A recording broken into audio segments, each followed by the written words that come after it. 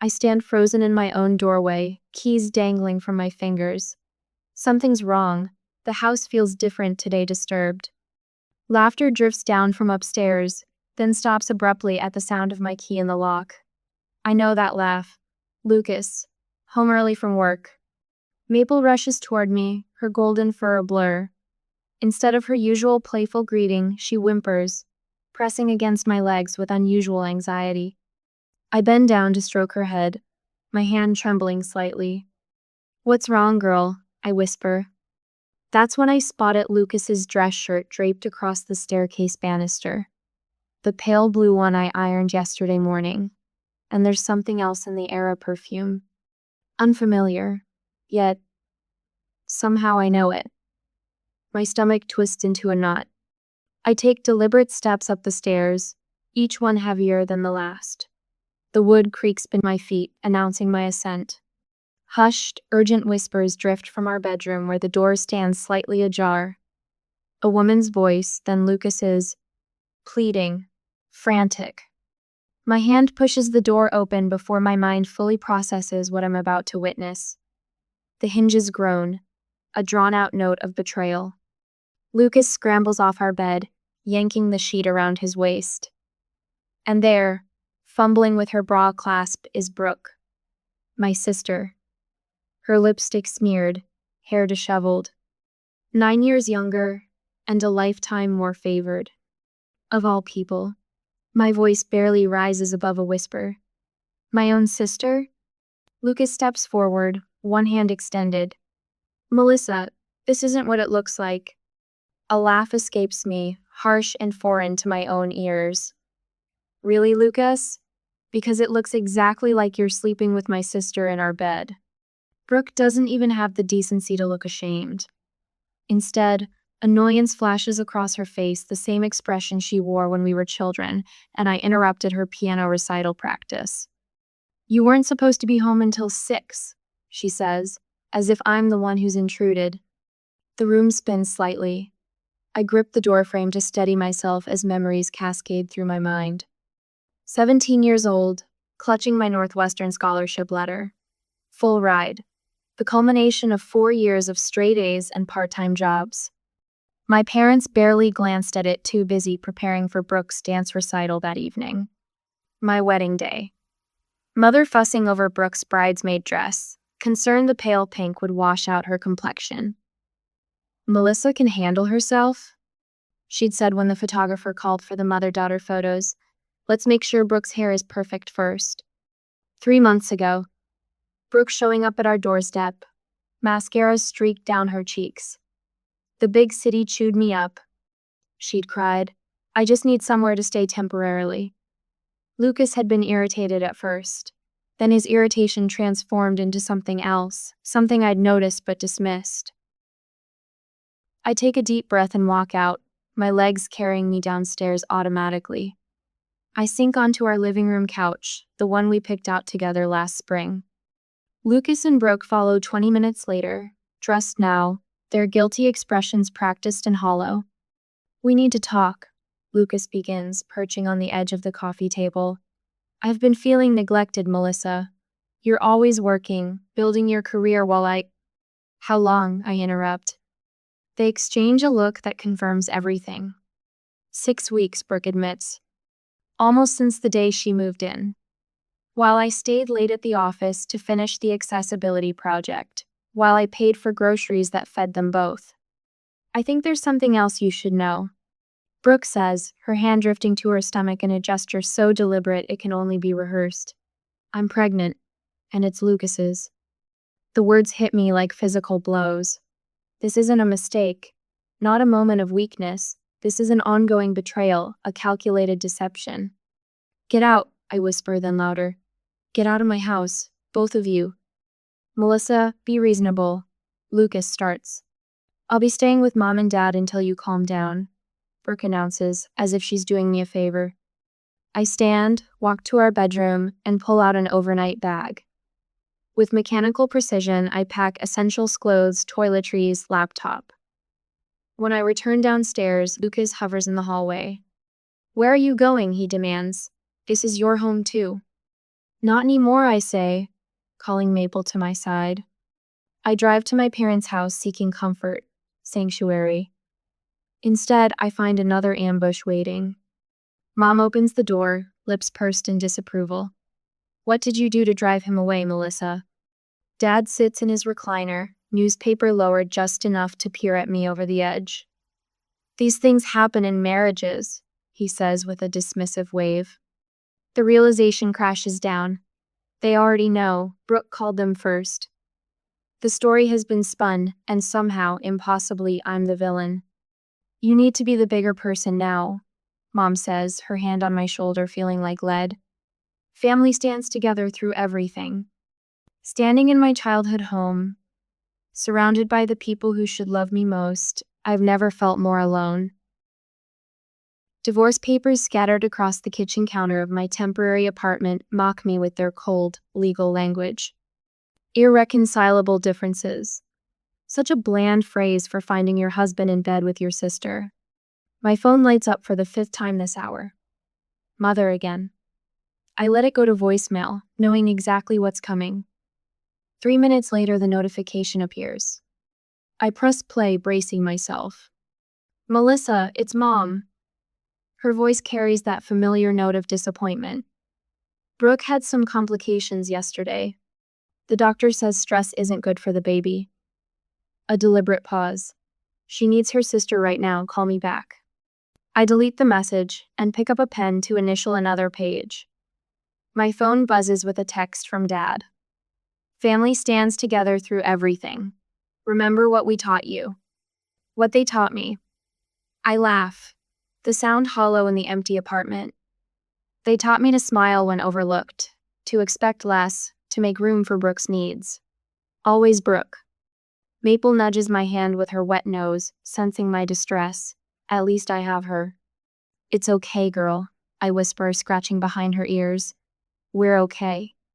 My laptop pings with a notification. Against my better judgment, I click on it. A social media update. My cousin Jen has tagged me in a photo. My finger hovers over the mouse, hesitating before clicking. The image loads, punching the air from my lungs. Lucas and Brooke, his arm around her expanding waistline. My mother beaming beside them, holding up a tiny yellow onesie. The caption reads, "So excited for this new chapter. Family is everything." 43 likes. 6 congratulatory comments.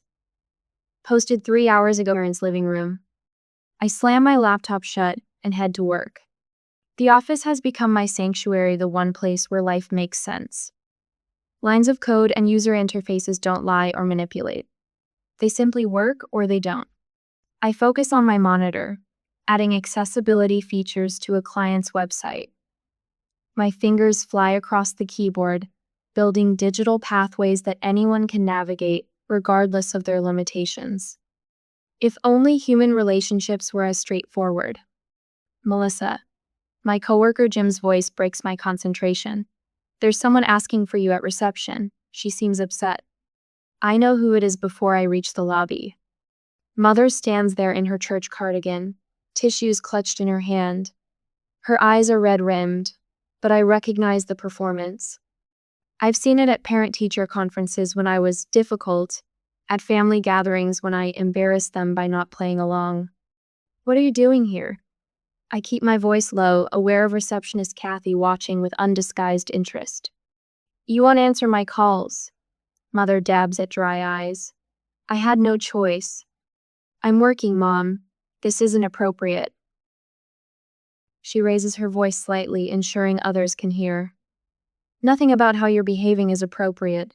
Your sister is carrying your niece or nephew while you hide away. Heads turn, my cheeks burn. Let's talk outside, I say, guiding her toward the door. She yanks her arm away. No. Everyone should know what kind of person abandons her family. Her voice rises. They can't afford the baby expenses. You have 2 spare bedrooms in that house. My boss emerges from his office, frowning. You expect me to house the man who cheated on me and the sister who betrayed me? My voice shakes despite my efforts. Family forgives, she shouts, mascara now legitimately streaking as real tears begin. You've always been selfish, Melissa, always thinking about yourself. Security appears, summoned by Kathy's discreet call. Ma'am, you need to leave, says the guard, a kind-faced man named Daryl. Do you know what she's doing to her family? Mother clutches at his arm. Her sister is pregnant. Yes, with my husband's baby, I say quietly. Mother's face contorts. Family obligations come before pride. As Daryl escorts her out, she twists to face the now silent office. She'd rather let her sister struggle than fulfill her family obligations. The door closes behind them. I stand frozen until a hand touches my shoulder. My office, says my boss Richard. Take your time. Miss Alvarez, my attorney, adjusts her glasses as she reviews the security footage from my office. This is textbook harassment, she says, her dark eyes sharp with indignation. We can use this if they escalate further. They will, I say with certainty born from a lifetime of experience. My phone pings with an email from Richard. Your position here is secure. Take whatever time you need. Legal has been notified about today's incident.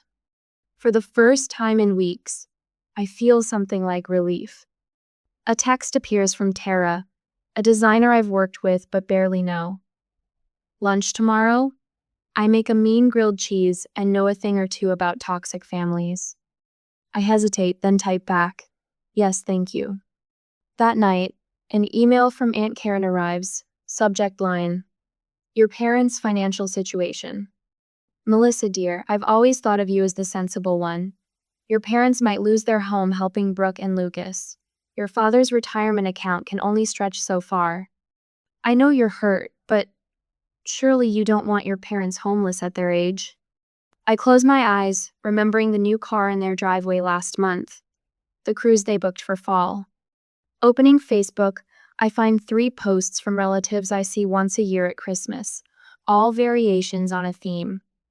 Family above all. Some people need to examine their priorities. So sad when people hold grudges. Anonymous comments have appeared on my professional profile questioning my reliability and teamwork. The pattern is clear, they're trying to damage my career, my reputation. Make me so desperate I'll give in. I look at the calendar, the 16th of April, my birthday. No calls from family, just demands disguised as concern. Old photo albums sit in a box by my bed. I flip through them, seeing the pattern for the first time. Family photos where I stand slightly apart. Achievements unacknowledged, while Brooke's smallest efforts earn celebration. My email pings. Lucas. Mel, I know you're angry, but this isn't about us anymore. The baby needs stability. We're struggling to make rent. You're living alone while we're cramped at your parents'. Be reasonable. You always were stubborn and unforgiving. Maybe if you'd been more attentive as a wife, none of this would have happened. My finger hovers over block contact. Then, with a clarity I've never felt before, I press it. One by one, I block every family member who's participated in this campaign. For the first time in my life, I choose myself. The manila envelope sits on my desk like a ticking bomb. My coworker Jen placed it there with concerned eyes, whispering, it was hand-delivered. The return address confirms what my hammering heart already suspects: Hartwell and Associates. Lucas's attorney. I slide my finger under the seal, the paper slicing a thin cut. A drop of blood wells, bidding for what comes next. Inside, legal documents spill out with their cold, clinical language. Plaintiff Lucas Blake seeks damages for emotional distress and reputation damage against defendant Melissa Blake. My eyes catch phrases throughout the complaint: willful abandonment, malicious interference with business relationships, reckless disregard causing pregnancy complications. Each accusation lands like a physical blow. A handwritten note flutters out, Mom's distinctive cursive.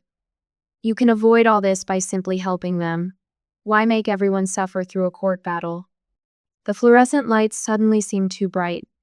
My hands shake as I gather the papers, sliding them back into the envelope. 10 minutes later, I'm walking into Miss Beeplope. Alvarez's law office, the weight of the documents heavy in my bag. Her office smells of lemon polish and old books.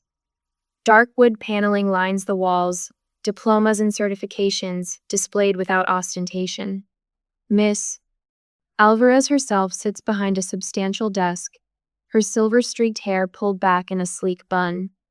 Her eyes, sharp and assessing, soften slightly when she sees my face. "They're suing me," I say, placing the envelope on her desk.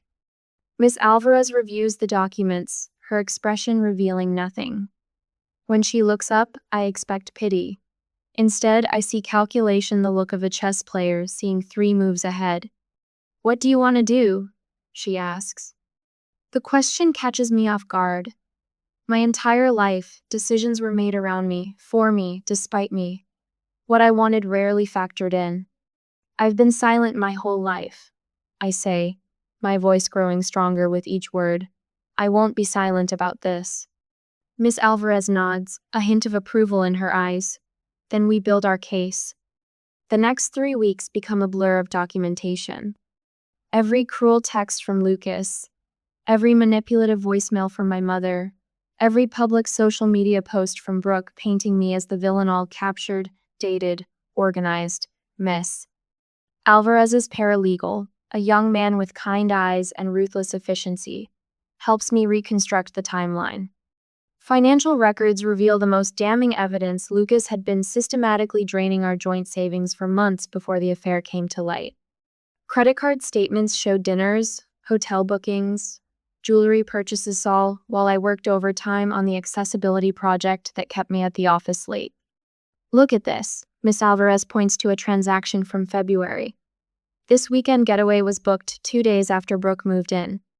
The betrayal wasn't spontaneous, it was calculated from the beginning. Support arrives from unexpected quarters. My neighbor, Mrs.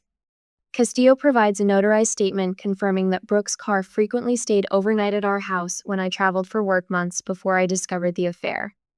3 of Lucas's former employees come forward, revealing he'd been neglecting the business, taking extended lunches, closing the shop early. The most surprising ally appears on a rainy Tuesday. Brooke's former roommate from New York. "I'm Danny," she says, shaking my hand firmly in Miss Alvarez's conference room. "Brooke screwed me over too, took off owing 3 months' rent and trashed my reputation with our friend group." Danny's testimony dismantles Brooke's claim of being a helpless victim of big city cruelty. The evidence mounts, each piece reinforcing what I'd suspected. I wasn't crazy, I wasn't overreacting. I'd been methodically manipulated by the people I trusted most. The morning of the hearing arrives with unexpected calm. I dress carefully, charcoal pencil skirt, ivory blouse, my grandmother's simple pearl earrings. Not flashy, nothing that could be interpreted as vindictive or attention-seeking. In the courthouse corridor, I spot them huddled together. Lucas, Brooke, Mom, Dada, unified front. Brooke's hand rests protectively on her slightly swollen belly, a calculated gesture. They expect me to crumble at the sight, to seek reconciliation rather than face them in court. Instead, I walk past with my chin up, Miss Alvarez beside me. Their confidence visibly falters. Lucas tugs at his collar. Dad's eyes dart away when I meet his gaze. Only Brooke maintains her entitled glare, though it wavers when Miss Alvarez gives her a cool once-over. Inside the courtroom, their attorney presents their case with practiced indignation, painting me as a jealous, vindictive woman who abandoned her family in their time of need. Brooke takes the stand, her voice trembling with practiced emotion as she describes the high-risk pregnancy complications my harassment supposedly caused. Miss Alvarez rises when our turn comes. With methodical precision, she dismantles their narrative. Medical records from Brooke's own doctor contradict her claims of pregnancy complications. Security footage shows my mother's workplace ambush. Financial records expose Lucas's misappropriation of our joint funds. The judge's expression shifts from professional neutrality to growing disbelief as the evidence mounts. When Miss Alvarez presents the documented timeline of social media posts orchestrated by my family-coordinated character assassination, disguised as Concerned, the judge removes her glasses, pinching the bridge of her nose. Your Honor, Miss Alvarez concludes, this isn't a case about emotional distress. This is a textbook example of emotional manipulation and financial exploitation, followed by an attempt to use this court to continue that exploitation. My family's attorney attempts rebuttal, but his arguments sound hollow against the mountain of evidence. I watch my parents' faces as they finally grasp what's happening. This isn't going their way. Dad's complexion has gone ashen. Mom keeps glancing at Brooke, whose hand now clutches Lucas's arm with white knuckles. The judge clears her throat, replacing her glasses with deliberate movements. I've heard enough, she says, her voice carrying the weight of judgment. This court will not be weaponized for emotional manipulation. I sit perfectly still, hardly breathing as she continues. Years of being overlooked, dismissed, and manipulated have prepared me for the worst. But for once, the truth is plainly visible to everyone in the room. The plaintiff's claims are dismissed with prejudice, the judge states firmly. Furthermore, I'm ordering the plaintiffs to pay the defendant's court costs in full. The gavel comes down with a crack that echoes through the suddenly silent courtroom. My family's faces register the impossible they've lost. For perhaps the first time in my life, they are merely seeing me and realizing too late that they severely underestimated the quiet daughter they'd always overlooked. The courtroom falls silent as Judge Hernandez leans forward, her silver-rimmed glasses catching the fluorescent light. Her stern expression reveals nothing as she surveys the room. I grip the edge of the table, my knuckles white. This court, she begins, each word deliberate and weighted, will not be weaponized for emotional manipulation. My breath catches. Beside me, Miss Alvarez's posture remains perfect, but I catch the slight twitch at the corner of her mouth. The claims against Melissa Blake are dismissed in their entirety. The judge's gavel cracks against wood. Furthermore, plaintiffs Lucas Morgan and Brooke Blake will pay all court costs totaling $8,000. Across the aisle, Brooke's mouth falls open. Lucas slumps forward, hands covering his face. Behind them, Mom clutches Dad's arm, her expression frozen in disbelief. They never expected to lose. We won, Miss Alvarez whispers, her professional composure intact save for the gleam in her dark eyes. But victory feels different than I imagined. Not elation, just quiet confirmation that sometimes justice does prevail. My phone buzzes nonstop that evening. I place it face down on my apartment counter and pour a glass of Merlot. Maple nudges my leg, sensing my unease. It's okay, girl, I murmur, scratching behind her one floppy ear. When I finally check the messages, they spill out like poison. Mom's voicemail. Melissa, you've always been so stubborn. This isn't what your father and I raised you to be. Call me back. Dad's text. You've destroyed this family. I hope you're satisfied. Brooke's Facebook post already has 17 comments. Some people have so much influence they can buy a judge, corrupt justice, family betrayal. Lucas's message arrives last. This isn't over, Melissa. You think you've won? You've just started a war. I forward each communication to Miss Alvarez without responding. She calls within minutes.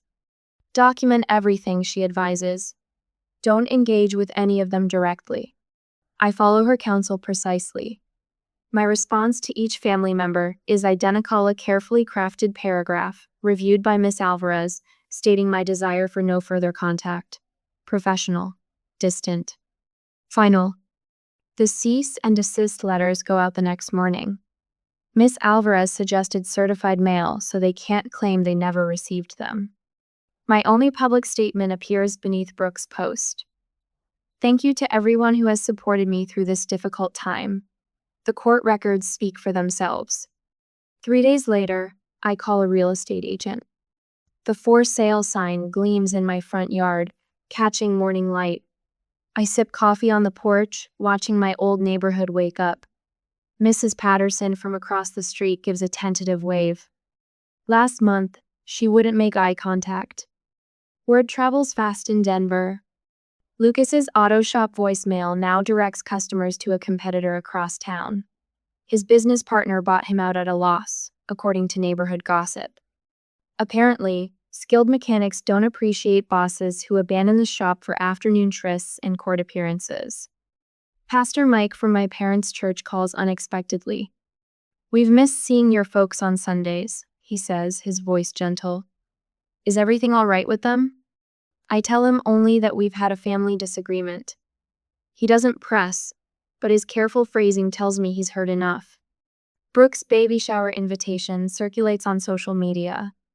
Taylor, my colleague who attended high school with her, shows me the photos afterward: a half-empty living room, elaborate decorations, and Brooke's tight smile as she opens gifts.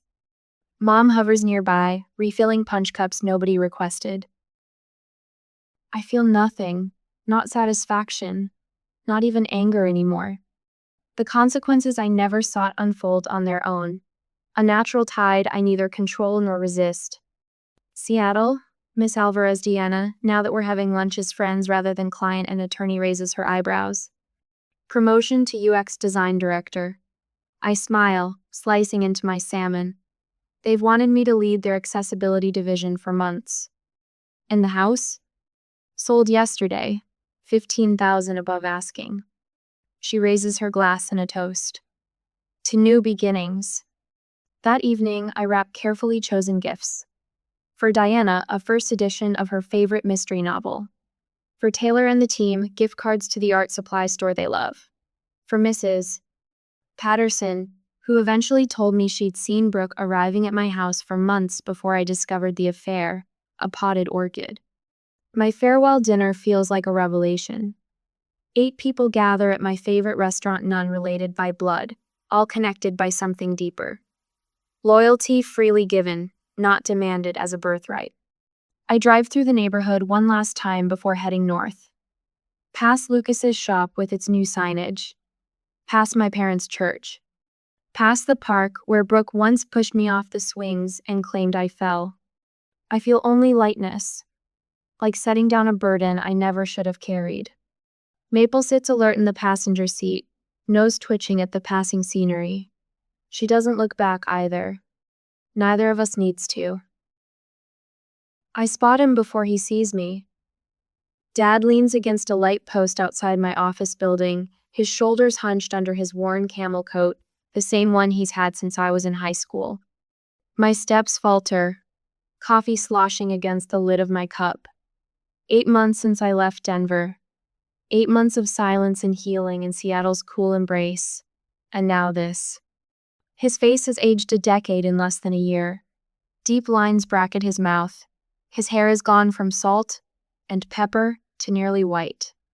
He straightens when he spots me, his eyes lighting with recognition, then something else: determination. Melissa.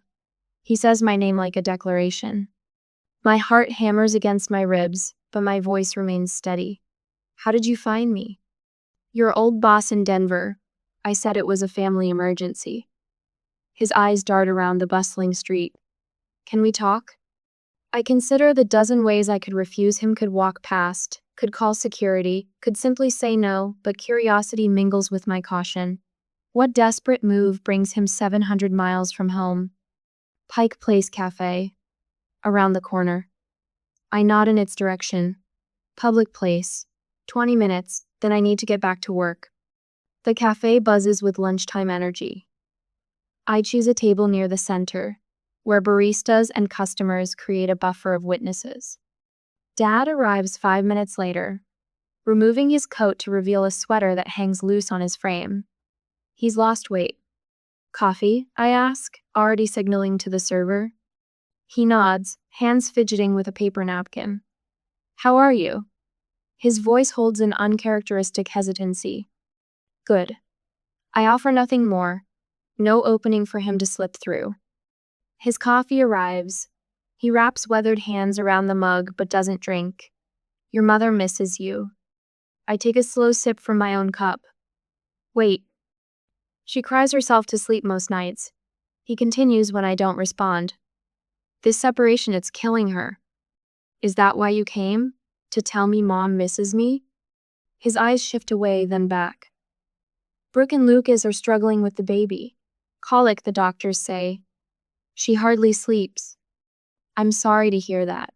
The words come out flat, stripped of the sympathy they might once have carried. Lucas lost the shop. Dad leans forward, voice dropping. Bank foreclosed 2 months ago. Too many missed payments during everything. The final piece clicks into place. You need money. He flinches as if I've struck him. It's not about money. It's about family standing together through hard times. But you do need money. His jaw tightens, the same expression he wore when I questioned his authority as a teenager. There are expenses, medical bills, the baby. Your mother and I had to refinance the house to help them. I nod, waiting for what comes next. He pulls out his phone, taps the screen a few times, then slides it across the table. An email is open, addressed to me. The subject line reads, Family Dissolution. My eyes catch phrases in the body. Formally sever our relationship. Irreconcilable differences. No longer consider yourself our daughter. If you don't help, we're officially cutting ties with you, he says, watching my face for signs of distress. Your mother and I drafted this together. I read the email twice, feeling the weight of what would have crushed me a year ago. Now I only feel a strange lightness. You're assuming this is a threat, not a relief. His eyes widen. I stand slowly, my chair scraping against the floor. Several nearby patrons glance our way. I tower over my seated father, drawing myself to my full height for perhaps the first time in his presence. I didn't lose a family, I say, my voice clear enough that a couple at the next table pauses mid-conversation. I lost people who never treated me like family. Melissa, when I got my scholarship to Northwestern, you and Mom missed the ceremony for Brooke's dance recital. At my wedding, Mom spent more time fixing Brooke's dress than looking at mine. For 36 years, I've been the responsible one, the reliable one, the one who gets overlooked because I handle everything myself. His face pales. That's not true. When Brooke slept with my husband in my bed and got pregnant, you told me to be the bigger person. When I needed support, you blamed me. Each word falls like a stone, precise and unyielding. And now you track me down across state lines because you need my money? Dad's manipulation crumbles visibly, his shoulders sagging, eyes darting to others watching our confrontation. He hadn't expected an audience to his failure. You can send that email, I say, gathering my purse. But be honest about why you're sending it. Not because I failed as a daughter, but because I finally stopped letting you treat me like I don't matter. I walk away without looking back, my steps lighter with each foot of distance I put between us. Your mother is sick. His desperate voice follows me. I pause at the door, turn slightly. Hope she gets better. Goodbye, Dad. Outside, Seattle's familiar drizzle kisses my face. I pull out my phone and type a quick message. Miss Alvarez. Father found me at work. May need restraining order paperwork. Will call this afternoon. As I walk back toward my office, a weight lifts from my shoulders, the final burden I didn't know I still carried. For the first time since I found Lucas and Brooke in my bedroom, I feel truly free. Not because I've won some victory against my family, but because I've finally stopped fighting for their approval at all. Sunlight streams through floor-to-ceiling windows, casting long rectangles of gold across polished hardwood. I trace my fingers along the granite countertop, still marveling that this space belongs to me. 12 stories up, Lake Union stretches blue and vast, dotted with sailboats that look like toys from this height. My phone buzzes with a calendar reminder. Design team meeting, 10:30. The screen displays my title beneath it, UX Design Director. The promotion came through 3 months ago, after my accessibility project for visually impaired users won an industry award. Maple lifts her head from her sun-warmed spot by the windows, thumping her tail against the floor. Unlike our cramped rental during those first desperate months in Seattle, this apartment gives her room to stretch, to breathe. Like me. Just one more coffee, girl, I tell her, reaching for my Seattle Skyline mug. On the refrigerator, magnets hold photos from last month's hiking trip to Mount Rainier, me, face sunburned and laughing between Diane from accounting and Tara from legal. Friends who know nothing of the woman I used to be, who like me for reasons that have nothing to do with obligation. My laptop chimes with an incoming email. The subject line reads, "Thought you should see this." A former colleague from Denver, one of the few who still occasionally checks in. I hesitate before clicking. Inside, a link to the Denver Post business section. Lucas Blake, formerly owner of Blake's Custom Automotive, now working as a standard mechanic at a franchise chain. The article mentions financial difficulties following family challenges. I closed the laptop without finishing the article. Last week brought news of my parents' house listing downsizing mentioned in the realtor's description. 2 months ago, an acquaintance mentioned seeing Brooke struggling with a stroller at the grocery store. No sign of Lucas with her. I should feel something triumph, perhaps. Vindication. Instead, a quiet compassion rises, then settles. Their lives continue without me, as mine continues without them. The difference is, I'm thriving. On my bookshelf sits Dr. Merriam's book on family dynamics, dog-eared and highlighted. Tuesday evenings still find me in her office, unpacking decades of patterns I never recognized until they shattered around me. Boundaries aren't walls, she'd said in our first session. They're the foundation that lets you build something new. The something new sits in a notebook beside my bed, a list titled Achievements that I add to weekly, no matter how small the victory. Learning to celebrate myself without external validation was the hardest lesson and the most necessary. My phone buzzes again. A different notification: the support group I joined 6 months ago, now one I help facilitate. 23 members, all learning to recognize manipulation, to value themselves above toxic relationships.